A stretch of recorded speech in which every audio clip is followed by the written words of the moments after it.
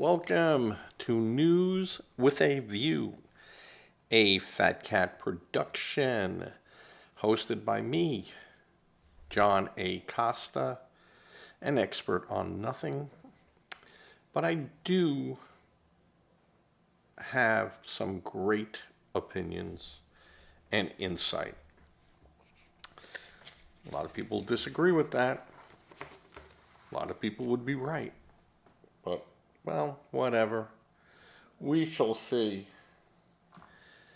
We shall see by the end of this podcast. Today is August 14th, 2025. This is episode 116. Today, I'm going to try to keep it short. It's thundering out there. I expect a brouhaha when my granddaughter comes home. So who knows what's in store. Dozens arrested in D.C. violent crime crackdown. This is after President Trump sent in the National Guard. We'll have a nice little story on that. The Trump administration wins a huge appeal.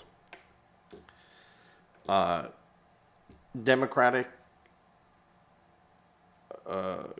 cowardly legislators who ran to Illinois when they abandoned and quit their jobs, a judge ruled in Illinois that they can't send Texas State Police to make an arrest, nor will Illinois facilitate an arrest. So I kind of knew that would happen. Then we go to ex-FBI Director Comey. In a lot of trouble, folks. A lot of trouble. So we'll get into that. All right. Just days after President Trump sent in the National Guard into Washington, D.C., where he has the right to do that, but really only in Washington, D.C. can he directly force in National Guard.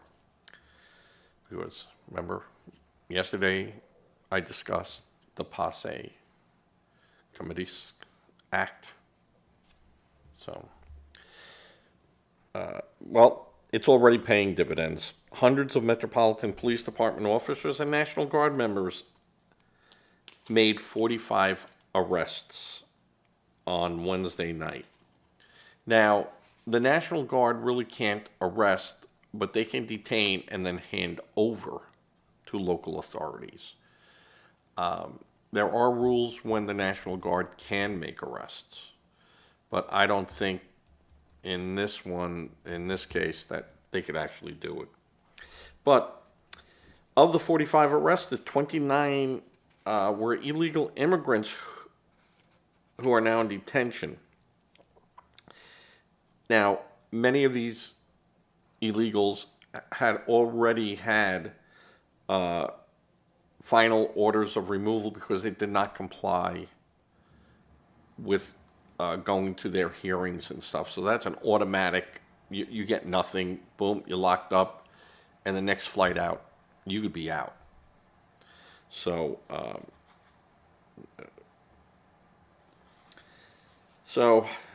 29 of the 45, which makes about 60%, give or take, have been removed, taken off the street. Now, whether or not they were just picked up in a sweep, or whether or not they were criminals selling drugs, speeding, whatever they were doing, I don't know. So I can't say that, hey, we caught them robbing someone or they did something like that. But even if not, they are criminals. Benny had the final order for removal. And, to be fair to President Biden, his administration, I think, had 1.6 million people on a list to be removed. But where the difference then laid was the police did not have to inform ICE that they had these people. You know, why have departments like that if you're not going to enforce the law? And if you're not going to enforce the law, why do you have the law? Go and change it. Well, they can't, and they know it. Just because you don't enforce a law doesn't mean that that law is not valid, folks. So, 45 individuals have been charged with this. Of the 45, there was an individual. 45 individuals have been charged with assault on federal officers, fugitive apprehensions, possession of child sex, abuse material, and illegal firearms, along with drug trafficking and an assault on an officer with a Subway sandwich. What is that? Assault with a deli weapon? I don't know. You know. Some deli food I can't eat anymore. So, yeah, could be an assault. But that individual, seen or Sean, S-E-A-N, however you want to do it, Charles Dunn, was berating a group of federal agents late Sunday when a viral video online as the White House ramped up a surge in law enforcement patrols in Washington this week. Dunn was arrested after on an assault charge after he threw a Subway-style sandwich at customers and border protection agents, a court filing said. Now, what's interesting about Mr. Dunn and the alleged incident, he was an international affairs specialist in the Justice Department's criminal division. Now, I'm sure this was another DEI hire, alleged. According to department officials who spoke on conditions of anonymity in regards with the discussion of personal matters with the Department of Justice. So the fruits of President Trump's issuing the order to send the troops in and take back the streets is already paying off dividends. I am sure that there are going to be incidences where bad things are going to happen. Bad things are going to happen because of bad people. And, you're having people arrested that shouldn't be having guns. Convicted felons, like in Cincinnati, Mr. Mayweather was, and that's the Cincinnati beatdown that everything happened, and he has been additionally charged with weapons possession by a felon. That's a biggie. And my probably little insight is that he's going to have the maximum tossed at him. There was another person who was arrested there that was a mental patient that should never have been out. Who knows why, but they shouldn't be on the street. Well, I'm getting off topic. But with this new policing action, I'm sure there'll be appeals to court saying that you can't set up roadblocks and you can't, with the intent of, where the other side will go. And they got a point. There are your papers. And I can understand that. And I said, I am a reasonable person. I will look at both sides. And both sides have meat to bite into on this matter. It's how far can the police go? How far can the federal government go to stop you or detain you? And what type of ID is acceptable to the police? Again, I have not been stopped, but maybe I will be stopped. And they might look at me and go, oh, Costa, well, that could be Spanish. And where do you live? You got, ID, boom, boom. How long you been in America? I believe that, life starts at conception. So I'm going to say somewhere in February, March of a particular year. I'm not telling you how old I am. But this is the question that is a legitimate question being asked by people on the other side. When I say other side, a Democrat, a leftist, a Republican. I'm a Republican. I'm asking that question. What is acceptable ID?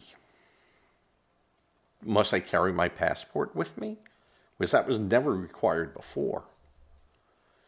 Now I have real ID for my driver's license, so I can get on an airplane.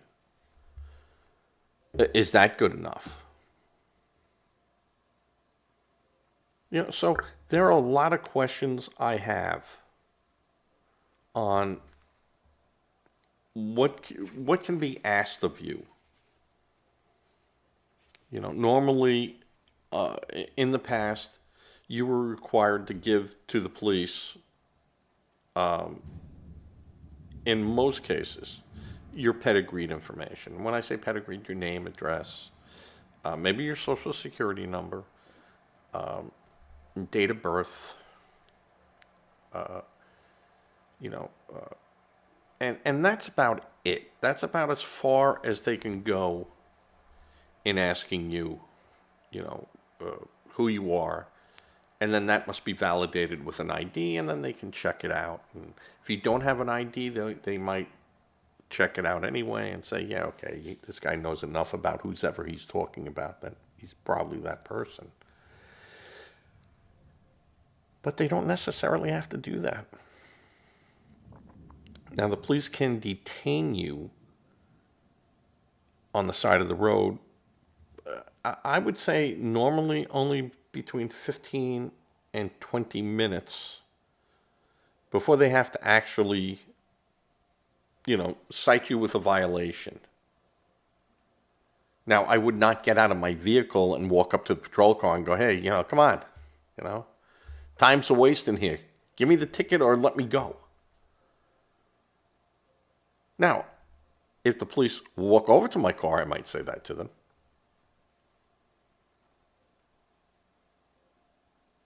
I wouldn't.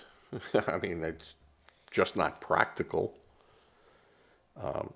Because most of the time, you're not being charged with a true crime. You're charged with a violation of the driving code, a motor vehicle issue that is not criminal in nature. Though if you go like over 14 miles an hour of the posted speed limit, they can hold you in. That's reckless driving, and that notches up. So you got to be careful. You do not want to give the guy stopping you too much of a hard time. Or any hard time. I mean, any time I've been stopped, except for one time, where I kind of said, hey, what are you stopping me for? I wasn't speeding. I know I wasn't speeding. I couldn't. It was through traffic cones. What are you stopping me for? And, then they have to tell you why they're stopping you. And then you make your decision at that point on exercising your rights of the Fourth Amendment and Fifth Amendment, which I advise anyone who is, and that's my advice. I'm not a lawyer. I'm not anything but some fat guy in front of a camera. But I advise anyone who's doing something they should not be doing.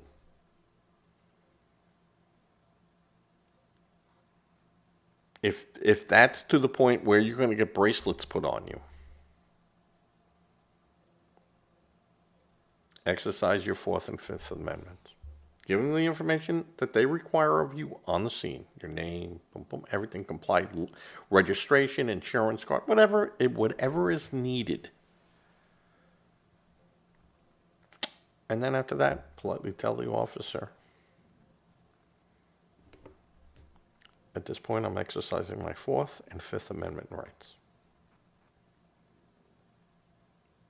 Mostly if they put the bracelets on you. Now, sometimes they can put the bracelets on you before they charge you.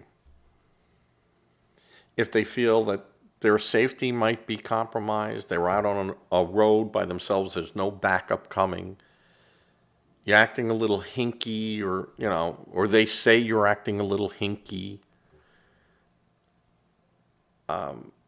for their safety and your safety. And when I say your safety, if you flung your arms, I didn't do it, and boom, boom, and this police officer, you're reaching around, you're pulling up your pants. He doesn't know what you're doing. And he might hurt you. Thinking that in that moment in time, I only have a split second to make a decision. Are you going to hurt me? Or are you just, flailing? So they might stun you. They might restrain you. They might shoot you. Depends on where you are and what the situation is. So only one time I had a police officer put the cuffs on me. And it was for a good reason. I had gone to a shooting range and I had left ammunition in the back of in the trunk. It wasn't with my weapon. I had already put the weapon away. I forgot about the bag in the trunk of the car. And I went through a checkpoint in Manhattan, and one of the sniffer dogs went nuts. And boom, they didn't know who I was other than, running my name, and they find 500 rounds of, AK-47,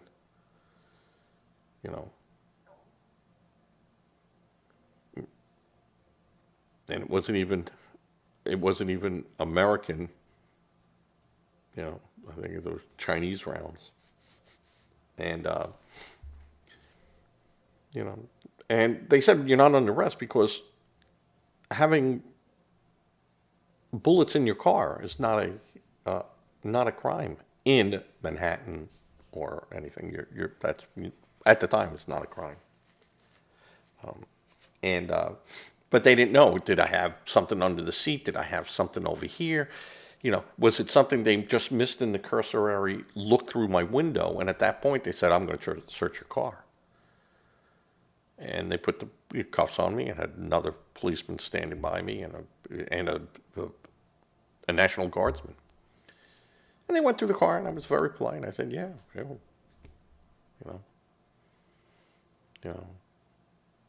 You might find some French fries under the front seat, but that's about it. And they went through it, and they checked, and they checked, and they checked, and they checked. And I was on that side of the road like that. With everyone going by me at 2 a.m. at the Midtown Tunnel, looking, what did that guy do? He's in bracelets. They'll never take me. And they didn't let me go. They just told me I couldn't go through the tunnel. And I said, yeah, I'll go up to the 59th Street Bridge or something. I'll take that thing over. And they, yeah, make sure you don't do this again, Once bitten, twice shy. Don't worry about it. It won't happen again. And Yeah, it didn't. But that's the only time. And everyone was polite and was civil, and no one was screaming, "How dare you, sir, you have insulted my integrity." No, it wasn't anything like that. And I didn't go nuts because I knew they weren't going to find anything. And they looked, believe me, they looked. They pulled the back seat up, and I go, "Oh, how do you do that?" Because I've been trying to. Is there a lever? And she showed me where the lever was. Yeah, oh, damn. And I was too lazy to look on YouTube at the time or whatever. And that goes that far back that maybe YouTube wasn't even, this was after 9/11. But I believe that in a lot of these cases where people are pulled over and they're actually checking your citizenship, that's something that we should be concerned about as citizens of the United States. That we should be concerned about that. It's how far can they go? What can they make me do or produce that under any other normal circumstance, I would never have to do that. So you understand, 100 miles from any border or any ocean, yeah, they can ask you for that stuff. And they don't even need a reason. They do not need a reason to stop you. And that's the Border Patrol. They do not need a reason. We do not need an excuse. We can just pull you over and ask. Look it up, folks. Don't trust me. Always verify. Always verify. Remember, some of you oldsters like me never trust anyone over 35. So, okay. This has been... Oh, look at that. Something happened here. Why didn't that... I didn't edit it. Must have hit it, but...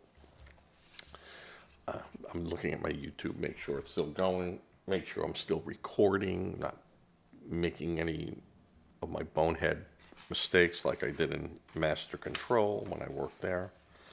The second one, Trump administration wins a major appeal. And President Trump was handed another court victory on Wednesday morning after a federal appeals court ruled that his administration can stop making foreign aid payments. Hey, liberals hear that? That's a train leaving the station, never coming back. Wave bye-bye to it. At least during the Trump administration.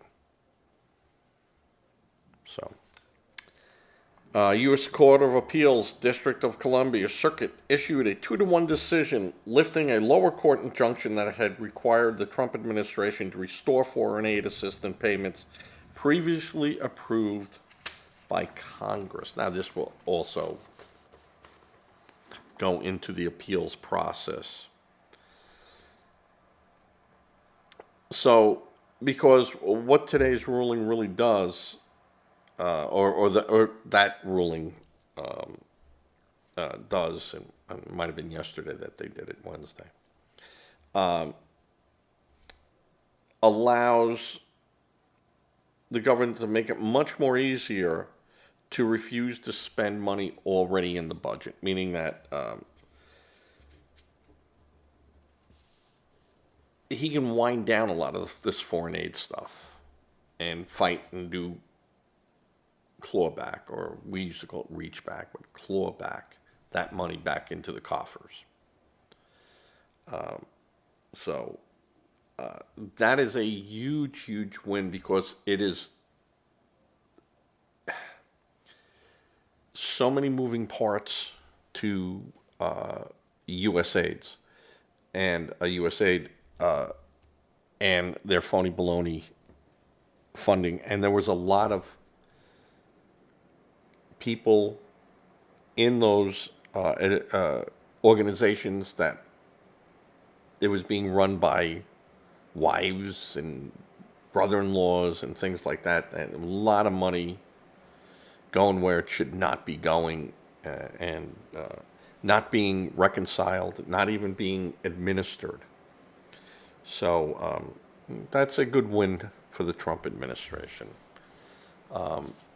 One that I thought he handled incorrectly when he signed an executive order stopping it on the 20th of January. I thought he should have given 30 days notice of it stopping and make Congress go in and give him a huge win, and Congress goes back and grabs that money. It is the way it was supposed to work. Now, he gave the 30 days notice, it went through the courts. So now the courts say that all passed. Now he can go clawing and, he can get it back. He can stop it. Can't get it back. Once that money's released, that's it. It's never coming back. So, it isn't that the money's coming back, but no more of that pile of cash is being sucked out the window. And it's a huge win. Huge, huge win. One of many that the Trump administration has been making. And I would say about 80% of the challenges made against the Trump administration was already vetted and he could do. And all the Democrats were doing was a stalling tactic. Put another roadblock in there. Just make it harder. Make it harder. Make it harder. Get in front of them. Slow them down. And Trump's blasting away.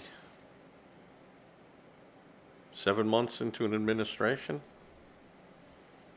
he's moving. Moving faster than I thought he would be able to move. It doesn't mean that he's going to win, all his. There are certain things, like I said, that he wants to do that you just can't do it. You'd have to have Congress and go in, and then it'd have to go through a rigmarole for you to do that. But as it stands right now, like him wanting to move National Guard troops into different states. Yeah, the Passe Contemptuous Act really prevents him from doing that. I mean, it would have to be a class. It has to be something horrible where they'd give him X amount of days and then he'd have to ask Congress for authorization. In the District of Columbia, he's allowed to do that, but anywhere else, and even with that, he has to ask for a continuation and things. It's very complicated. You can't have federal troops or under the rule of the federal government forcing federal policy. No. That's separation. They were very well aware of that in 1878. So, but big decision. Trump wins a big one.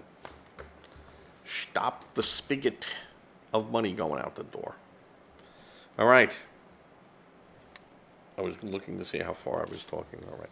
Illinois' judge will not allow arrest of the cowardly Democrats who are hiding out in that state. So, an Illinois judge has denied state authorities' request to arrest Texas House Democrats who fled to the Prairie State to break a quorum in a bid to block a redistricting bill that could give Republicans an additional 5 seats in the U.S. House of Representatives. So this is all about gerrymandering, or the, appearance of doing that. Usually these lines are set up after a census. But we know that the census was so maligned that you can't trust it. You just can't trust that census to say who gets federal money and who gets federal representation. And this is what this is about. This is about federal representation. This is for House seats inside Congress. Could be Senate seats inside the Congresses. So it is an important thing to know these lines. I never understood what those, the whole theory behind the lines and districts. But that's how Congress, picks this. There's only 2 senators from any state, no matter how big, no matter how small. 2 senators. In this case, though, the more people, the more senators. If they're spread out over a certain line. So either party, if they change that, can get more seats. That's the way it works.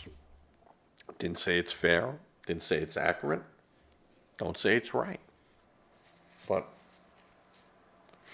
that's the way it works. And the Republicans control the Democratic legislature and can just steamroll this through. But they can't steamroll it without the Democrats sitting there, even though they'll say no, we're not going to do this.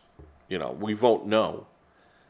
If they're not there for a roll call vote, you can't continue. You have to have a quorum. You have to have that many legislators in the chamber to have a vote. And what they said is, well, if we're not in the chambers, we can't vote.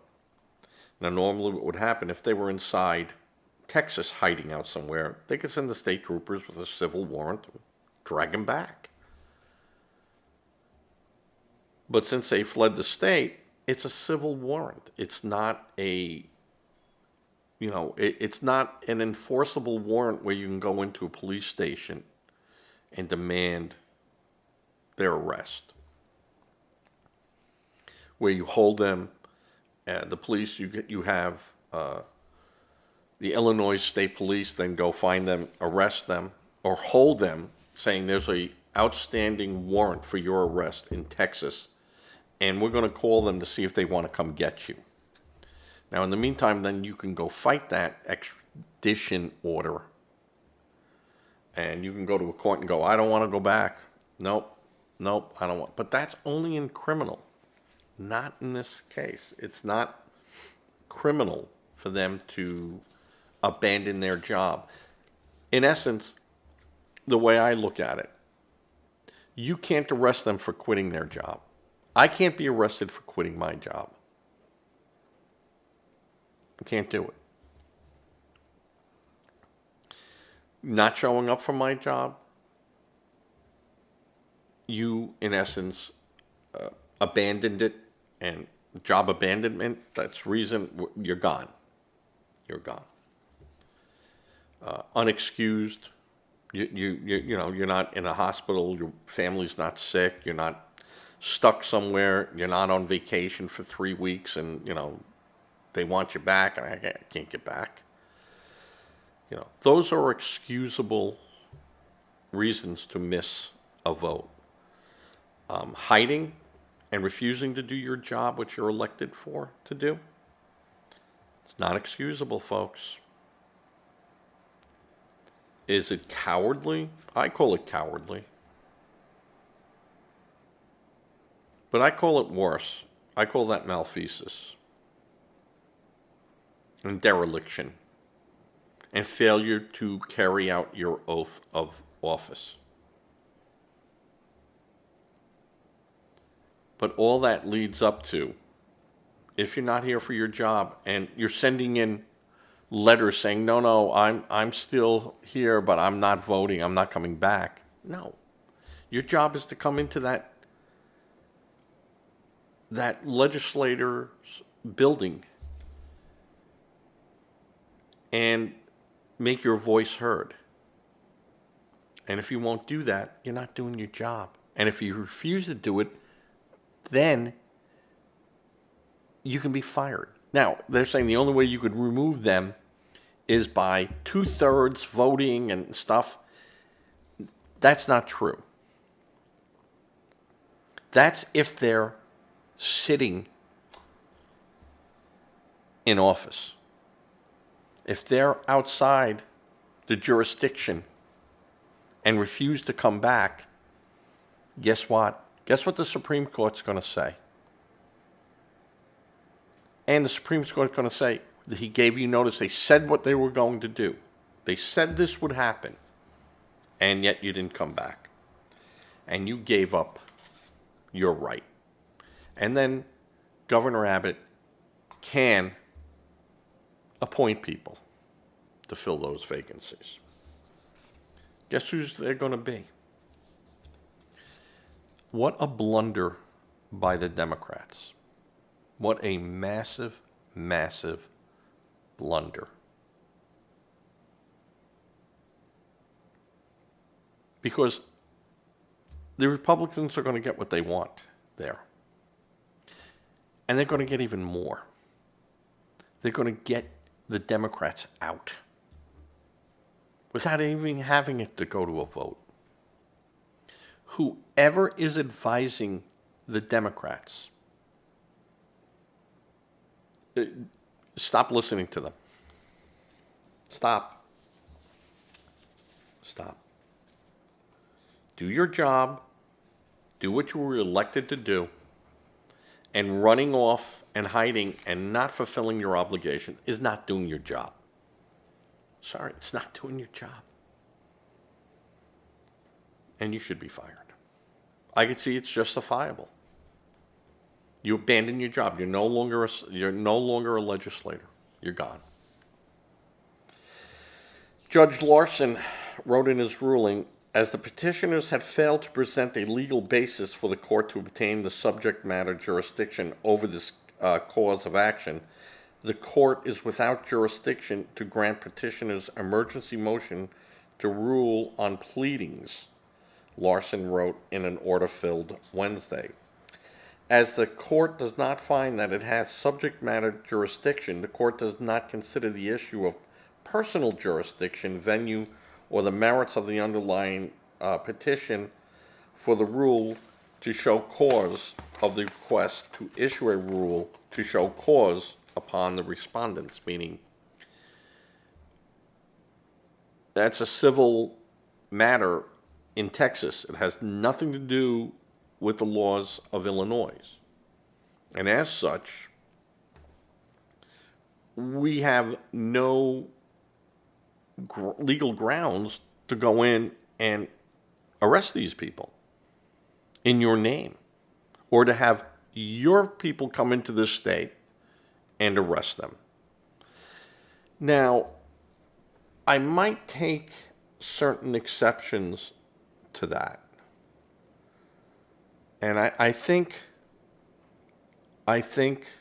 the Supreme Court of the United States might be able to clarify that to a point. But I think that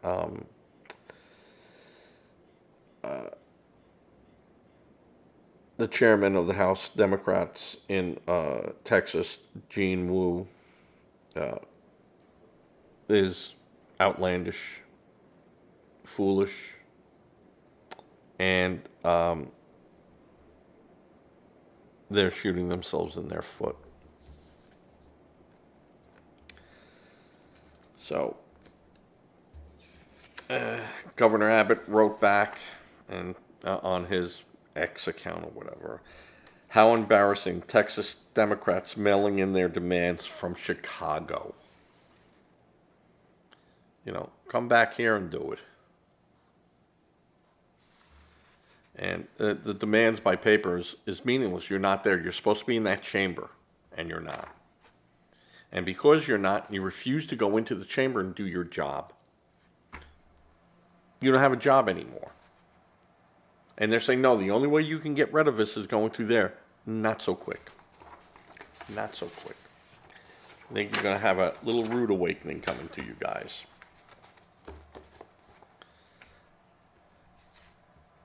Now,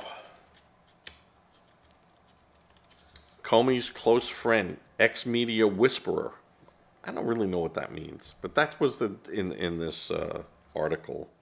And I think it might have been in the Hill that drew that up there, but can't remember if he leaked classified information to shape Russiagate narrative. Now,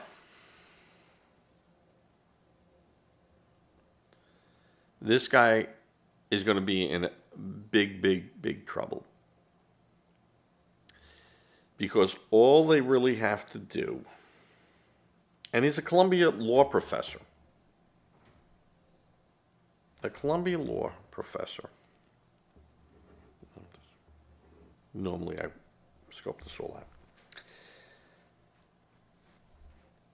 Who knows that if you willfully try to mislead the FBI in an investigation, and an investigation, we're just asking questions. If you try to mislead them even in the questioning, you are in big, big trouble. And when he says, I don't remember, but I do remember talking to Michael Schmidt in particular of the New York Times. Now, since he said he spoke to Michael Schmidt in the New York Times, and the New York Times, Michael Schmidt, wrote a lot of these Russiagate articles.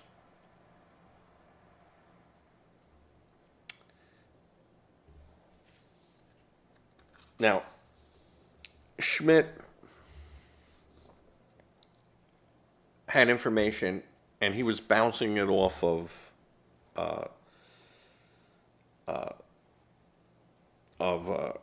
Daniel Richman, who was being questioned. And what Daniel Richman is saying is that I can't remember if I confirmed or denied those informations when asked by Michael Schmidt. So what he is saying, he goes, and his memory is good enough to say that Michael Schmidt knew more about it than he did. And he had been given leaked information that he was supposed to plant out. And Richmond says, I'm pretty sure he did not confirm classified information.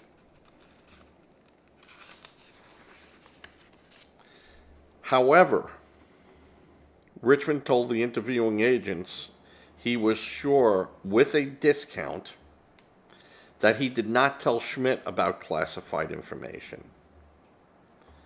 Richmond did not know who gave Schmidt the classified information. So Richmond is now throwing Schmidt under the bus. Because now what has happened, the seal of not being able to the news people don't have to release their sources, protected sources. But that veil has been lifted by Richmond and by Schmidt, who are now doing this. One of them is not being truthful. Or both of them are trying to mislead the FBI and Department of Justice. Well, first the FBI, because the FBI then takes that information, gives it to the Department of Justice, and lets the Department of Justice say whether or not it happens. So it's not the FBI that goes and, haha, and then drags it. It works the other way around. They give their information to the Department of Justice. They look at it, boom, boom, go back, ask a couple of these questions, boom, boom, come back. And then they make the decision.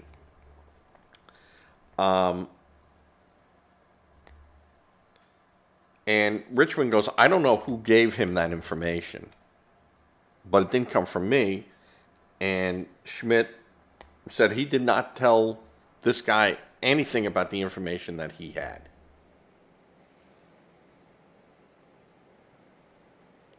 So these two guys are walking a fence. And now, where Comey is now involved is that why did this guy even know this information, and where did he get his information from? When he said he knew more about it than he did, that Schmidt knew more about what was going on than Richmond did. Why did Richmond know anything? And why would he discuss it with a newspaper? So these guys are in big trouble, and it all leads back to Comey. And what will happen? They'll tell these two guys, "Hey, listen, we're not after you unless we have to be after you."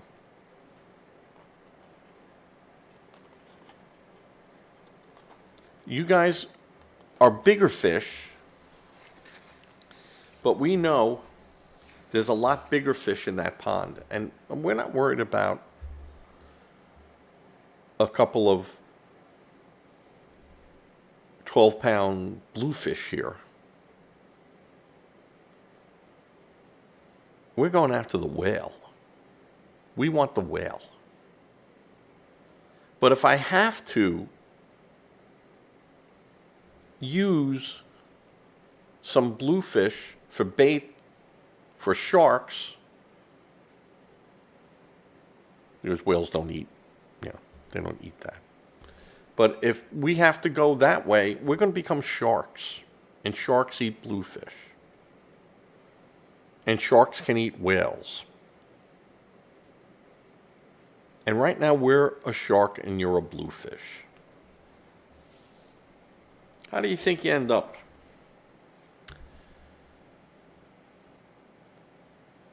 It's like the old joke. A lamb is hanging out with two wolves who are discussing what they're going to have for lunch.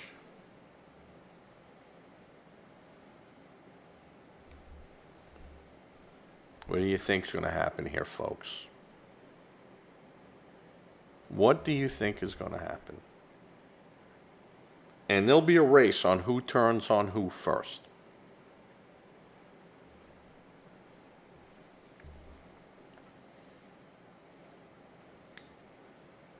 Comey is in big trouble. Richmond is in big trouble. Schmidt, not so much, because he has the veil of being media that he can get some protection on. I don't have to name my sources, but the sources has already been named. I mean, he came out and he goes, that guy didn't give me, I never asked, I never told him. And Richmond's saying, well, I told him some stuff because he was telling me stuff. But I don't know if I gave anything away, because he knew more than I knew. What were you discussing? How do you know that he had that? How did you know that that he knew it? You didn't guess it, now you just confirmed it. And this is the problem. And this has been the whole problem with Schiff, with Nadler, with Pelosi, with Green, with Waters. The whole lot of them are dirty. Dirty. And they're going to get them. And how are they going to get them? And there are so many roads that these guys are going to be led down where they can mislead the FBI or mislead prosecutors and then be charged, and their pardon will not help them. And they go, well, we have the right to refuse. We're going to take the Fifth Amendment. You don't need the Fifth Amendment. Comey was given a pardon. He doesn't need the Fifth Amendment. There's nothing that he can be charged with. So your presumption that you could be incriminated by your own words can't happen. He will be compelled to testify. And the Supreme Court will rule that you have a pardon here. Anything you say up there in regards to this case, you cannot be held responsible. You cannot be tried for.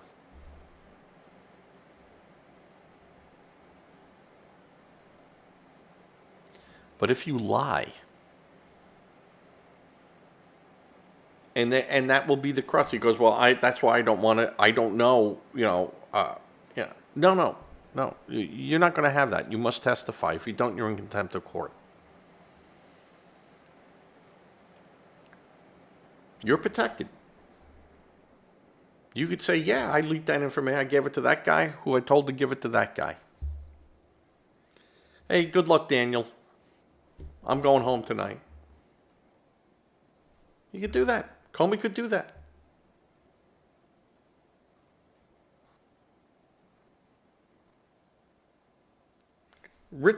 Schmidt can turn around and go, hey, I'm an investigative reporter under the media. If I can get someone to tell me something, I did not out Richmond.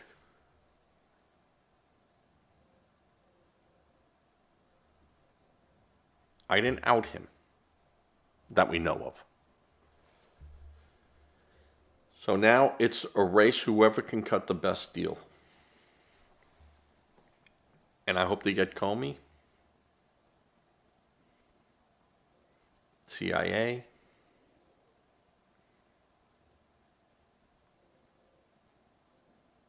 people in Homeland Security, NSA. Not so sure with the NSA, but I got questions. I have questions, sir. So, this is going to be another just jump on the Comey. We got him. And Comey now doesn't know what they got and what they don't got.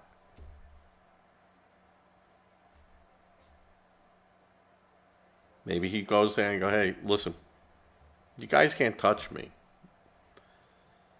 But, I'm not going to talk to you no more. Because I don't have to. I have a pardon. And that pardon doesn't prevent them from asking him questions. The only thing that pardon does protects him from the answers to the questions. So I'm hoping they get him. Comey was always dirty. Not a nice guy. Don't have to be a nice guy in those positions, but so. All right, with that, I'm going to say good night. Give to a charity if you can give. Charity does begin at home. Be careful that you don't become a victim helping victims. So know your charities. Give to a food bank. They need more than just food. They need products. They need soap. They need diapers. They need feminine products. They need razor blades. Every once in a while you see stuff on sale. Buy one, get one free. Boom, grab it. Grab it. And then haul it on over there. And if 200, 300, 500 people did that, they never did it before. It's that much going out to people who really do need it. Could be no fault of their own, could be a fault of their own. Don't judge. They're hungry. They need help. A child didn't do anything wrong. Parents could be totally wrong. But the child didn't do anything wrong. Why are they suffering? Say a prayer. Prayer does work. Does. Hug people around you. Stay in contact. They can't always do it. Boy, my family, boy. Phew. Say the one wrong word to them, and they're not talking to you for 6 months. But that's family. Everyone has family. So, but just remember, take a deep breath. It's hard.